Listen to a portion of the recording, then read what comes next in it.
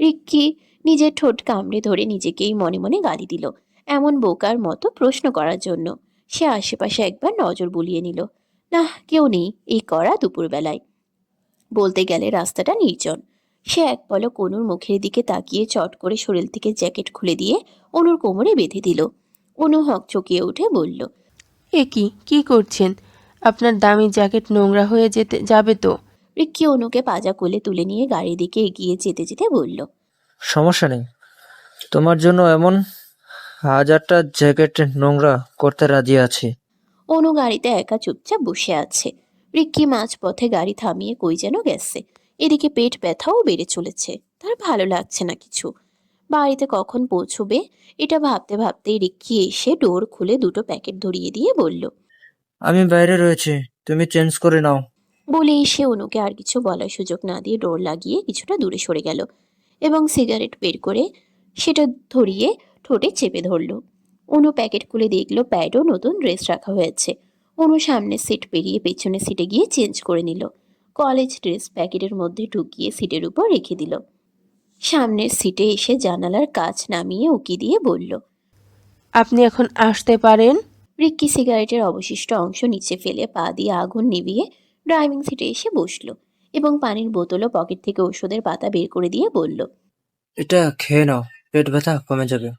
অনু ভদ্র মেয়ের মতো ওষুধ একটা খেয়ে নিল এবং মুখ মুছে বলল। আজ সূর্যটা কোন দিকে উঠেছে? রিক্কি নিজের সিট বেল্ট বাঁধতে বাঁধতে ভ্রুকুচকে জিজ্ঞেস করলো। হঠাৎ এই প্রশ্ন? অনু পানির বোতল রেখে বলল, না মানে, আমি তো আপনাদের শত্রু, তাই আজ শত্রুকে এত সাহায্য করছেন এটা ঠিক হজম করতে পারছি না। তোমার এই অবস্থার জন্য কোথাও না কোথাও আমি দায়ী, তাই বলতে পারো। একটু একটু সাহায্য করে নিজের ভুল শুধরে নিলাম। তাহলে এখন আরেকটা সাহায্য করুন। অনুর কথা শুনে এবার রিক্কি তার দিকে তাকিয়ে কপাল কুঁচকে বলল। কি? অনু কিছু না বলে রিক্কির দিকে পিট করে ঘুরে বলল। গ্রাউন্ডের চেল লাগিয়ে দিন। অনুর উন্মুক্ত ফর্সা পিঠ দেখে শুকনো ঢোক গিলে চট করে নজর সরিয়ে নিল রিক্কি। তার গলা শুকিয়ে কাঠ হয়ে এলো। সে দ্রুত পানির বোতল নিয়ে এক নিঃশ্বাসে শেষ করতেই অনু আবারও বলে উঠল। কি হলো? দিন লাগিয়ে? আমি চেষ্টা করেও পারিনি। রিক্কি বুকে হাত দিয়ে চোখ দুটো বন্ধ করে দাঁতে দাঁত চেপে বলল। এই ম্যাম, তোমার লজ্জা শরম বলতে কিছু নেই? আশ্চর্য, এখানে লজ্জা পাওয়ার কি হলো? আপনিও তো ওই দিন পুরো নেংটু হয়েছিলেন আমার সামনে। আমি তখন কি কিছু বলেছিলাম আপনাকে? Shut up, idiot. ওই দিন রাগের মাথায় জাস্ট শার্ট খুলেছিলাম, প্যান্ট ও আন্ডারওয়ার্ল্ড ঠিক জায়গাতেই ছিল। অনু ফট করে বলে উঠল। তো ওইগুলোও খুলতেন, কে বাধা দিয়েছিল? এটা বলে নিজের মুখ চেপে ধরে অনু। ইস, ভুল কথা বলে ফেলেছে। ঠিক তখনই রিক্কি বলে উঠল। তুমি চাইলে এখনই খুলতে পারি, খুলবো? অনু দ্রুত মাথা নাড়িয়ে বলল। আস্তাগফিরুল্লাহ, ছি ছি ভাইয়া, আপনি ওটা মুখ ফসকে বলে ফেলেছি। তাহলে আমিও হাত ফসকে খুলে ফেলি। অনুর নিজের মাথার চুল নিজের টেনেই ছিঁড়তে ইচ্ছে করল। সে কিছু বলতে যাবে ঠিক তখনই চোখ দুটো বড় বড় হয়ে গেল। রিক্কি তাকে টেনে নিজের কোলে বসিয়ে নিয়ে বাহু চেপে ধরে উন্মুক্ত আবেদনময়ী পিঠে মুখ ডুবিয়ে দিয়েছে। কোমল ঠোঁটের স্পর্শে অনুর শরীর কেঁপে উঠল। সে কাঁপা কাঁপা গলায় বলল। ক কি করছেন? পেছন থেকে হাসকি স্বরে রিক্কি বলল। হুশ, একদম কোনো কথা নয়। প্রায় 30 মিনিট পর অনুকে আদর করে ছেড়ে দিল রিক্কি। ঠোঁটজোড়া বৃদ্ধা আঙ্গুল দিয়ে মুছে কিছুক্ষণ চোখ দুটো বন্ধ রেখে নিজের শ্বাস প্রশ্বাস স্বাভাবিক করার চেষ্টা করলো। অনুও নিজের সিটে এসে ওড়না দিয়ে ঠোঁট মুছে চোখ দুটো বন্ধ করে সিটে গায়ে দিয়ে শ্বাস ফেলতে থাকলো। কয়েক মিনিট পর নিজেকে সামলে নিয়ে গাড়ি স্টার্ট দিয়ে ড্রাইভিং করতে মনোযোগ দিল রিক্কি। কিছুক্ষণের মধ্যেই চৌধুরী ম্যানশনের সামনে এসে গাড়ি থামিয়ে দিল। অনু চুপচাপ নিজের সমস্ত জিনিস নিয়ে গাড়ি থেকে নেমে পড়ল। বাড়ির গেটের দিকে হেঁটে যেতে রিক্কি পেছন থেকে ডেকে উঠল। এই উড়নচণ্ডী! অনু পিছন ফিরে জিজ্ঞেস করলো। কিছু বলবেন? রিক্কি ছোট্ট করে উত্তর দিল। হুম? অনু এগিয়ে এসে শুধালো। বলুন, আমি শুনছি। রিক্কি কিছুক্ষণ চুপ থেকে অনুর চোখে চোখ রেখে বলে উঠল। উইল ইউ ম্যারি মি, অনন্য চৌধুরী? বাক্যটি কর্ণপাত হতেই অনুর হাত থেকে জিনিসপত্র নিচে পড়ে গেল। সে হাঁ করে তাকিয়ে থাকলো সামনে গাড়িতে বসে থাকা বিদেশি যুবকটার প্রাণে।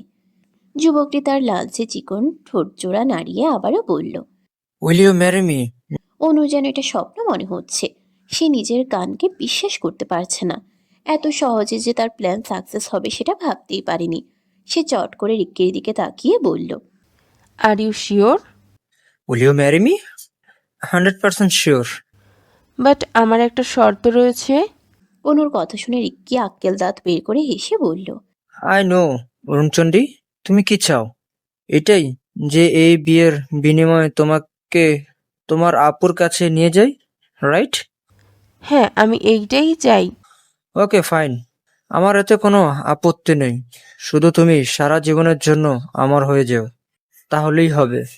অনু কিছু একটা ভেবে বলল। বিয়ের পর যদি কথার খেলাপ করেন তখন? রিক্কি সোজা সাপটা বলে উঠল। গুলি মেরে দিও। অনু কিছুক্ষণ চুপ থেকে বলল। আমি রাজি, বাট বাট? যতদিন না আপনি আপুর কাছে নিয়ে যাবেন ঠিক ততদিন আমার থেকে দূরে থাকবেন। রিক্কি সিটে মাথা ঠেকিয়ে বাঁকা হেসে ধীর কণ্ঠে বলল। বিয়ের আগেই যদি এমন কন্ট্রোললেস হও, তাহলে বিয়ের পর কিভাবে নিজেকে সামলে রাখবো? সেটা একান্তই আপনার ব্যাপার। ঠিক আছে, তাহলে চলো আজই বিয়ে করে নিই। অনু চোখ দুটো বড় বড় করে বলল। কি?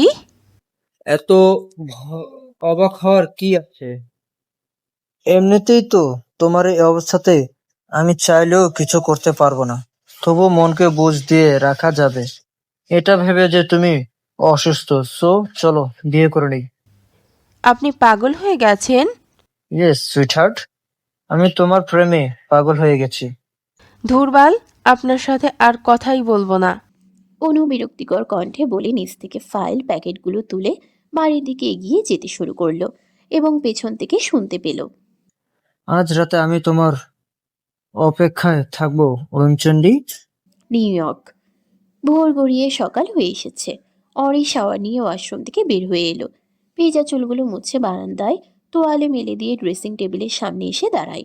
হেয়ার ড্রায়ার দিয়ে চুলগুলো শুকিয়ে মুখে ময়শ্চারাইজার ও হাত পায়ে বডি ক্রিম মেখে নিল। চুলগুলো আছড়ে খোপা করে কাঠি দিয়ে রাখলো।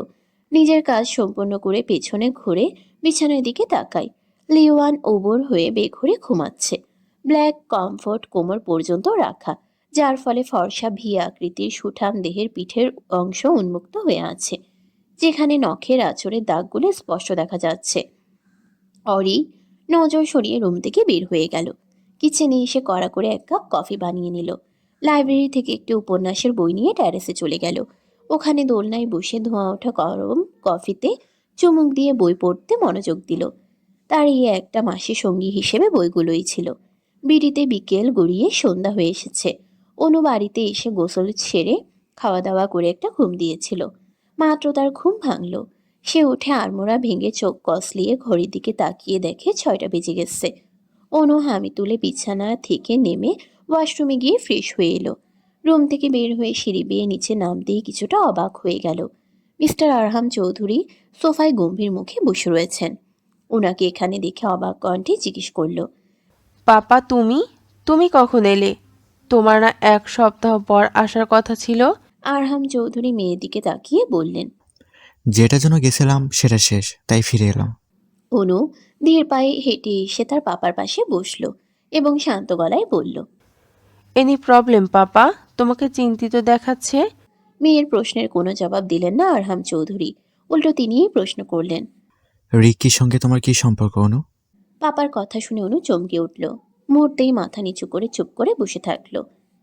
আরহাম চৌধুরী ছোট মেয়ের আপাত মস্তক পর্যবেক্ষণ করে নিয়ে গম্ভীর কণ্ঠে বললেন। তুমি যেটা করতে চলেছ এতে কিন্তু তোমার লাইফটা নষ্ট হয়ে যাবে অনু। তুমি কি ভেবেছিলে আমি দূরে গিয়েছি বলে তোমার কোনো খোঁজখবর রাখিনি?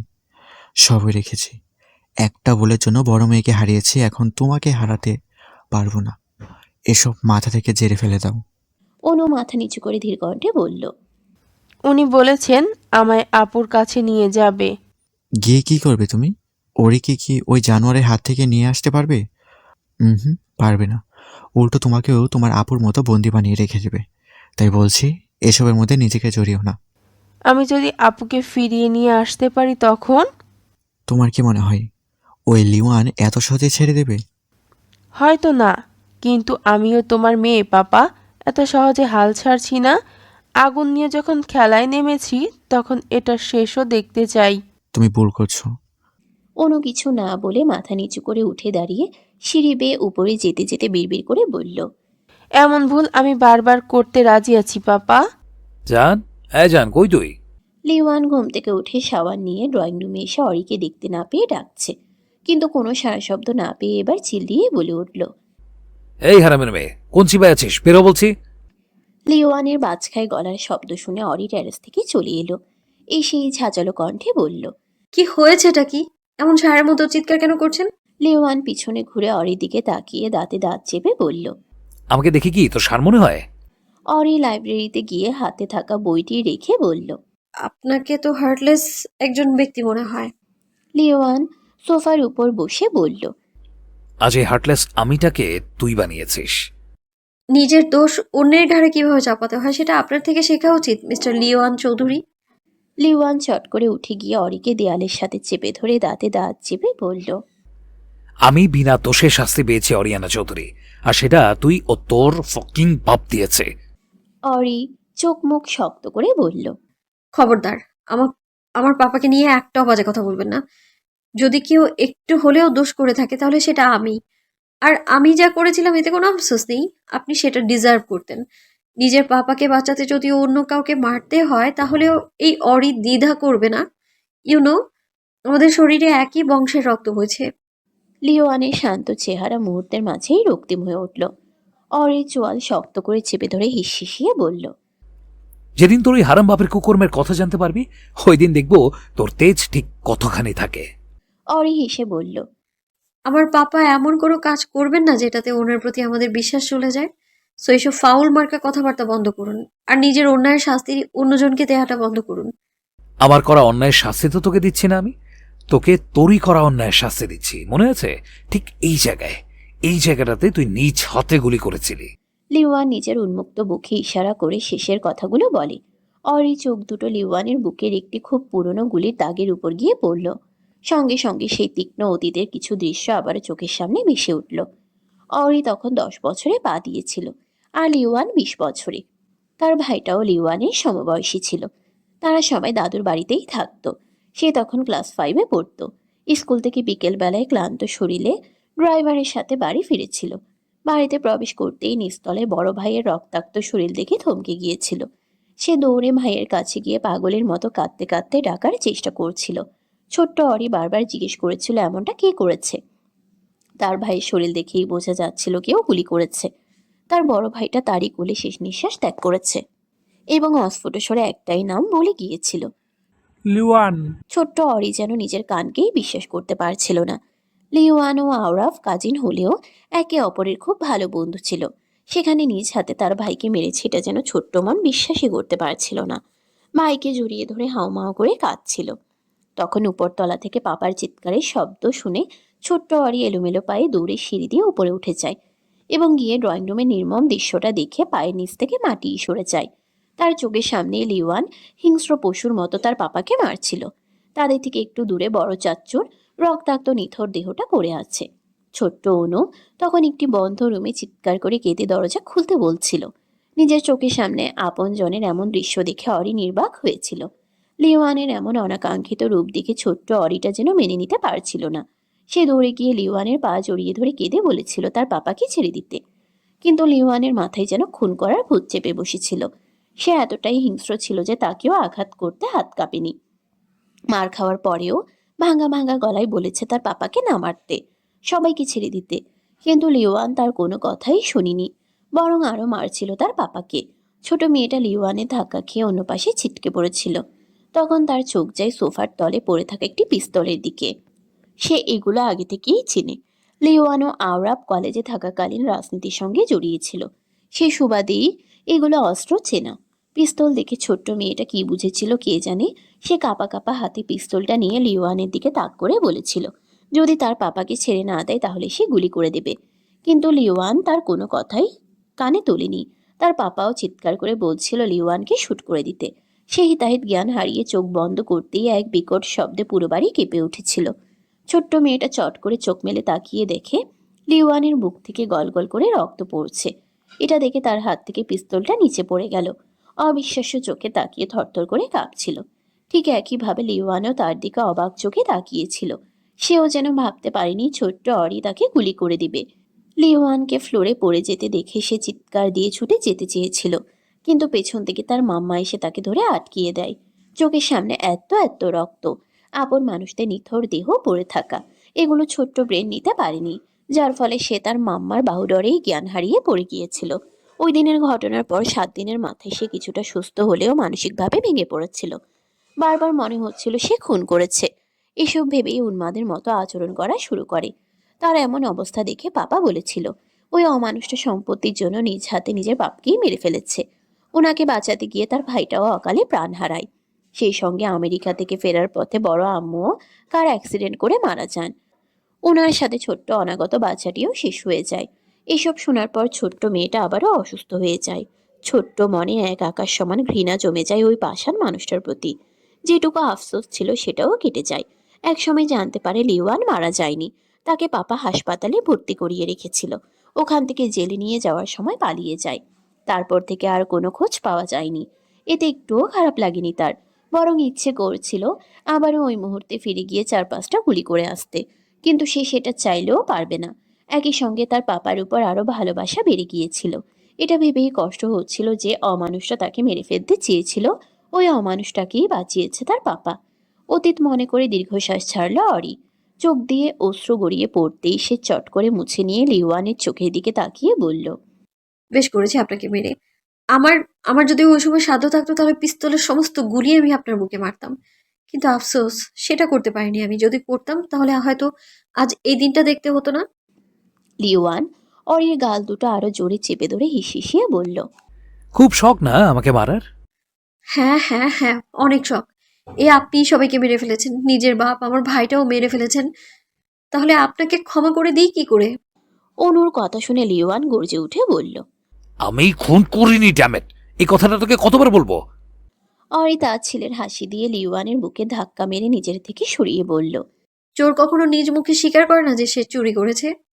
লিওয়ান তেড়ে এসে অরির বাহু চেপে ধরে নিজের কাছে নিয়ে এসে দাঁতে দাঁত চেপে বলল, করবে, স্বীকার করবে, এবং নিজ মুখেই নিজের গুনাহের কথা বলবে, যা সেই কাঙ্ক্ষিত সময়ের অপেক্ষায়।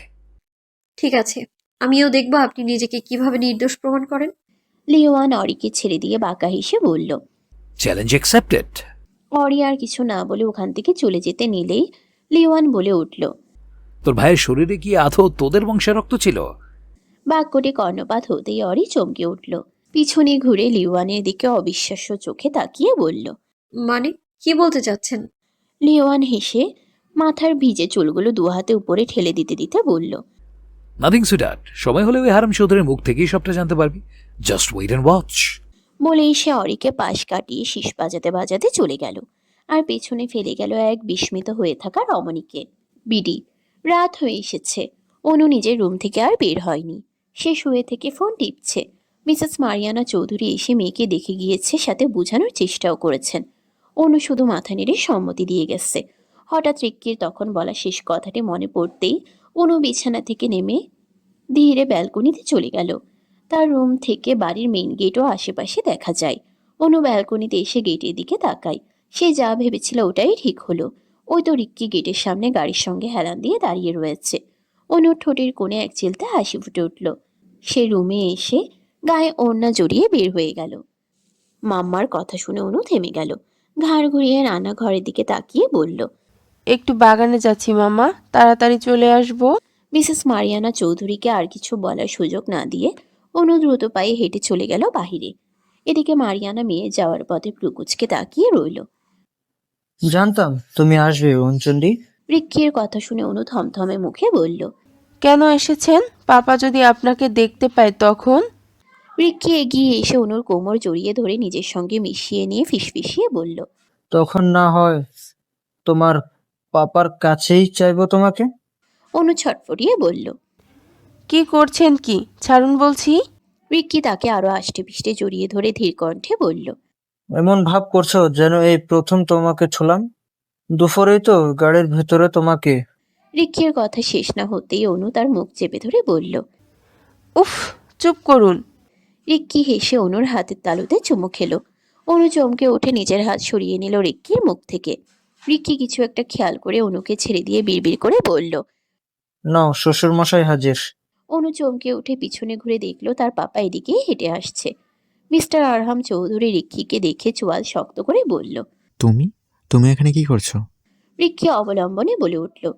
আপনার বেঁচে যাওয়ার প্রাণ পাখিটাকে নিয়ে এসেছি।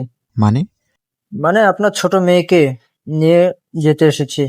মিস্টার আরহাম চৌধুরী তেড়ে এসে রিক্কির জ্যাকেটের কলার চেপে ধরে দাঁতে দাঁত চেপে বলল।